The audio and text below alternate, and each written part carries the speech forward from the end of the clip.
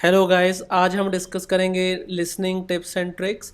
कुछ important vocabulary, कुछ important connectors अगर हम उनसे अवेयर हो जाएंगे we can easily ace this test. It's not that big a deal guys. Okay, so let's jump into the video.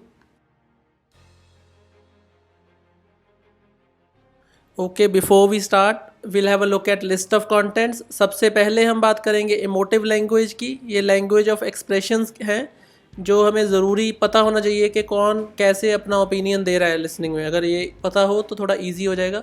Second is making comparisons. ये भी through out listening चलता है, कंपैरिजंस होते रहते हैं। Discourse markers, that's very common trap that students fall into. अगर हमें discourse markers के बारे में नॉलेज हो तो we can easily avoid those traps.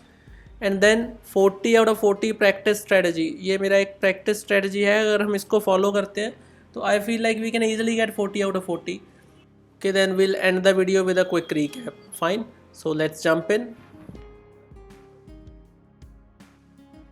Okay guys, so ये होता है एक्सप्रेसिव लैंग्वेज। ये हम जो ग्रीन में आप देख रहे होगे, what is the writers attitude और ओपिनियन। ये राइटर का एटीट्यूड और ओपिनियन जिन भी क्वेश्चंस में हो, एमसीक्यूज़ में कॉमनली होता है ये क्वेश्चन। और कई बार इतना क्लियरली नहीं होता, लेकिन कुछ ऐसे क्वेश्चंस होते हैं कि what does Tom think of that, how does Tom respond to the tutor's views. अगर कुछ ऐसे हैं तो ये भी क्या है कि वो उसका रिस्पॉन्स है, उसका एटीट्यूड और ओपिनियन है। सो अगर हमें ये वर्ड्स के बारे में थोड़ी नॉलेज हो, अगर हम इनको नोट कर लें, it can make it much easier for us. Fine, so अब मैं ज़्यादा टाइम नहीं लूँगा इस सेक्शन पे, because you can go through these words. If there are any words which you can't understand you can post them in the comment section, I can explain them. अब हम कुछ एग्जांपल्स देख लेते हैं वो एक्सप्रेसिव लैंग्वेज की। जैसे first है जॉन, ये स्पीकर वन हो सकता है उसमें। I am a big fan of spicy food, I love the intense flavours. Now Mark, I prefer mild dishes, spicy food is just too overwhelming for me. अब इसमें आप देखोगे जो big fan, prefer, love, overwhelming, ये जो words हैं ये express कर रहे हैं उनकी feelings. Okay, and another example is many students find online learning convenient, उनको ईजी लग रही है। I find it rather challenging, अब इनको मुश्किल लग रही है। सो इससे इसमें भी इनके ईजिली हमें ओपिनियंस पता चल रहे हैं कि कौन उसके बारे में अच्छा सोच रहा है, कौन उसके बारे में बुरा सोच रहा है। Another example is some argue that fashion is a superficial industry, I believe it's a creative and innovative field. Okay, the food was delicious, I thought it was just okay not amazing. So एक बंदा कह रहा है कि food was delicious, दूसरा कह रहा है कि it was just okay not amazing. Amazing नहीं था, इतना डिलीशियस नहीं था, फाइन था। लेकिन the beach was beautiful, yes it was stunning like paradise. अब लास्ट एग्जाम्पल में कॉन्ट्राडिक्शन नहीं है, इसमें क्या है कि दोनों का व्यू एक जैसा ही है। पहला बंदा कह रहा है कि द बीच वॉज ब्यूटिफुल, और सेकेंड भी कह रहा है कि yes it was stunning like paradise, वो स्वर्ग की तरह था।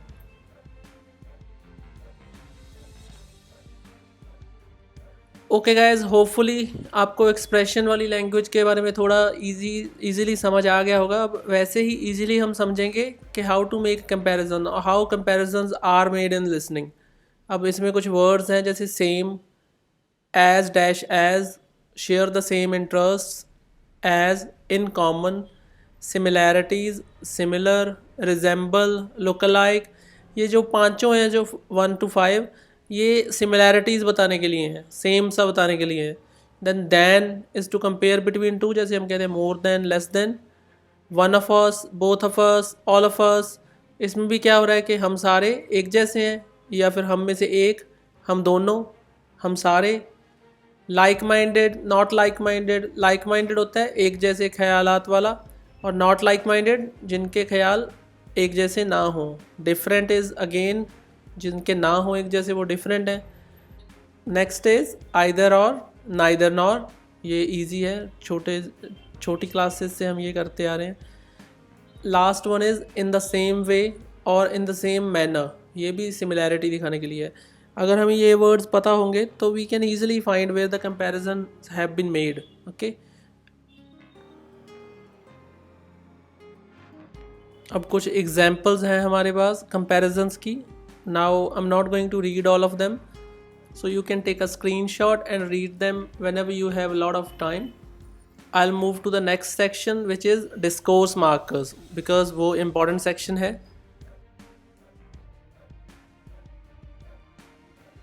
ओके गाइस, सो आप देख रहे होंगे डिस्कोर्स मार्कर्स क्या हैं. ये कनेक्टर्स कह सकते हैं आप इनको, फिलर्स कह सकते हो, लिंकर्स कह सकते हो. सो बेसिकली ये आपके आइडियाज़ या थॉट्स को कनेक्ट करने के लिए यूज़ होते हैं और या चेंज करने के लिए यूज़ होते हैं टोन को. सो अगर आप इनको पहचान सकते हो तो आपको थोड़ा लिसनिंग में आंसर्स गेस करने भी ईजी हो जाते हैं. जैसे first one is actually I have to say. So जहाँ पे भी हम ये कहना चाहते हैं कि मैं ये कहना चाहता हूँ एक्चुअली, सो वहाँ पे मैं ये यूज़ कर सकता हूँ. आई मस्ट एडमिट, मुझे ये एडमिट करना होगा, करना चाहिए. सो आई मस्ट एडमिट कि शायद मैं एक्सेप्ट कर रहा हूँ कुछ, जैसे कि मैं एक्सेप्ट करता हूँ कि मुझ में कुछ कमियाँ हैं. So I must admit that I have few weaknesses. Ideally is best case scenario. Then right, fine, so, anyway. So मैं भी अपनी लैंग्वेज में ज़्यादातर ये यूज़ करता हूँ. What I mean in other words. So in other words और what I mean when we want to clarify. I think, I mean, I suppose, I guess to give our opinion as a matter of fact or in fact. So असल में, वास्तव में. Apparently, जब भी हम कोई चीज़ जो देखी सुनी हो उसके बारे में बात करना चाह रहे हैं तो हम we can say apparently, shall we, and that's basically we are asking someone a question. Shall we, like shall we go for a movie? Exactly, very true, absolutely right. जब हम किसी के साथ पूरी तरह से सहमत हैं तो हम ये कह सकते हैं well okay let's talk about. So अगर हम फिलर्स यूज़ करना चाहते हैं जहाँ पे हम 100% श्योर नहीं हैं कि हमें कहाँ से शुरू करना चाहिए, तो we can say something like this. Sounds interesting, sounds strange, sounds crazy. अब ये जब भी हमें कोई चीज़ किसी तरह लगती है, अगर इंटरेस्टिंग लग रही है तो हम कह सकते हैं साउंड्स इंटरेस्टिंग. अगर स्ट्रेंज लग रही है तो साउंड्स स्ट्रेंज. अगर क्रेज़ी लग रही है तो साउंड्स क्रेज़ी. टेल मी मोर, मुझे और बताइए. श्योर थिंग, पक्का. This all sounds very good, जो भी आप कह रहे हो वो काफ़ी अच्छा है. Hopefully, wow, amazing, frankly speaking. और टू बी ऑनेस्ट, जब भी मुझे कहना हो कि अगर मुझे आप खुल के बात करनी हो तो मैं ये कहना चाहता हूँ, अगर मुझे ऑनेस्टली पूछो तो मैं ये कहना चाहता हूँ, तब मैं इनको यूज़ कर सकता हूँ. ओ रियली, जब भी हम थोड़ा हैरान करने वाले एक्सप्रेशंस यूज़ करना चाहते हैं. बट ऑन द कॉन्ट्रेरी या हाउएवर, अपोजिट आइडियाज़ के लिए. और अब हम नेक्स्ट पेज पे बात करेंगे. नेक्स्ट पेज पे भी कुछ डिस्कोर्स मार्कर्स हैं. यहाँ पर भी कुछ एग्जांपल्स हैं, आप अगेन स्क्रीनशॉट ले सकते हो और जब भी आपको फ्री टाइम मिलता है और जब भी आप इनको पढ़ना चाहते हो इनको पढ़ सकते हो. मुझे नहीं लगता कि मुझे एवरी सिंगल आइटम रीड करनी चाहिए because it's going to be very boring for you guys and for me as well.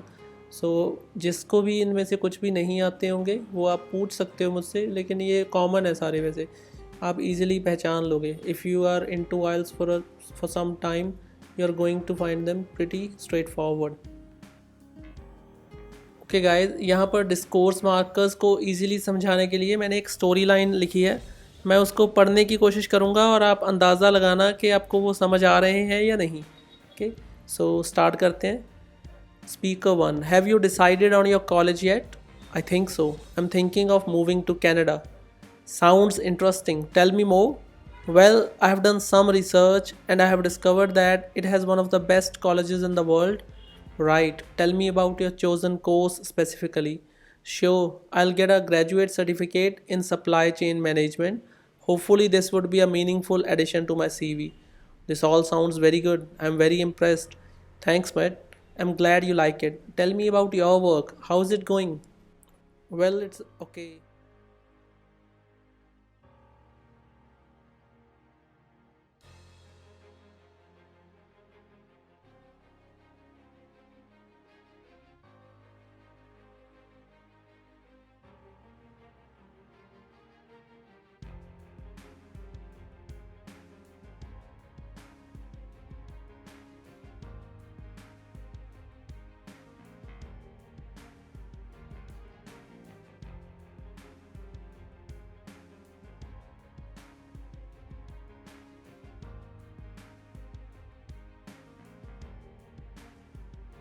Okay guys, so we are on to our last section, which is a general plan to practice for 40 out of 40.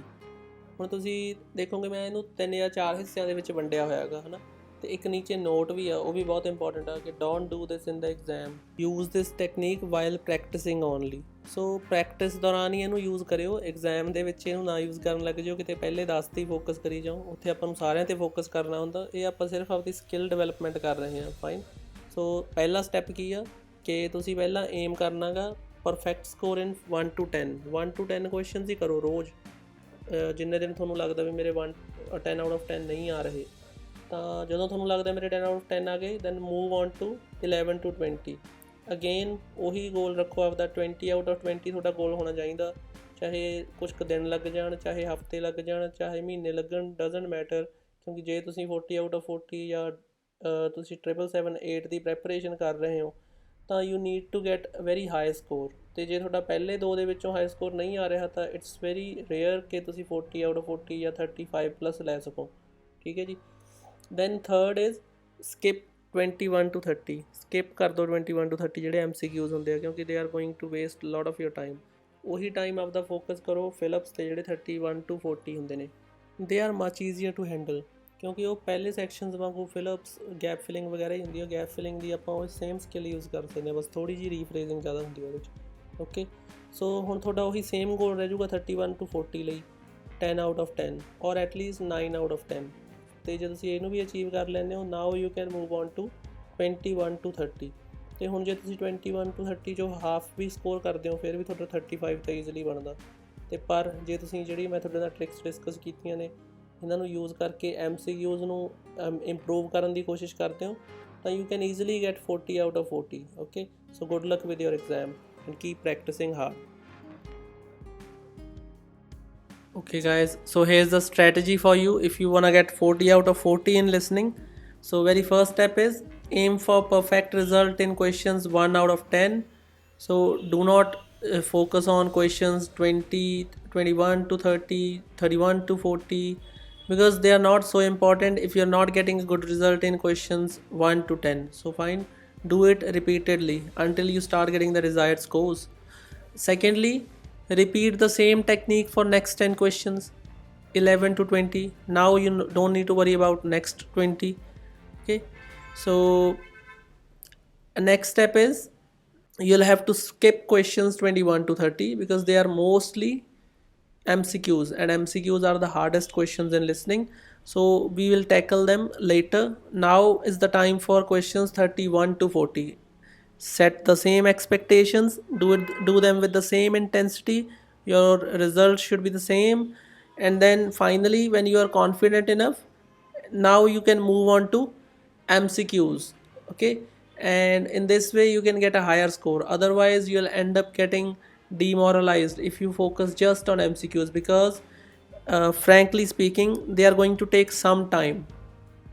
Fine, you'll have to spend some time on listening skills, and before that you won't be able to understand how the MCQs are hidden. So in order to do that, if you practice simple questions first, so you will start noticing the traps, and that's what is more important. You need to be aware of the traps. Once you are aware of the traps, MCQs are also easy. Okay, so best of luck.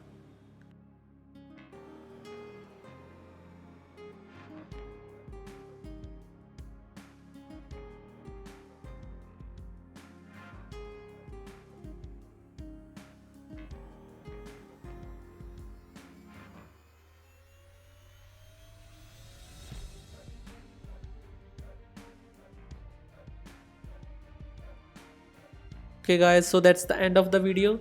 I have also posted new cue cards. New means September to December 2023. So if you are interested in them, you can go on to those links. If you can't find any links in the video, you can go on to the channel. In the video section there must be a separate playlist for cue cards. Okay, so good luck with your IELTS journey. I'll see you in the next video. Bye.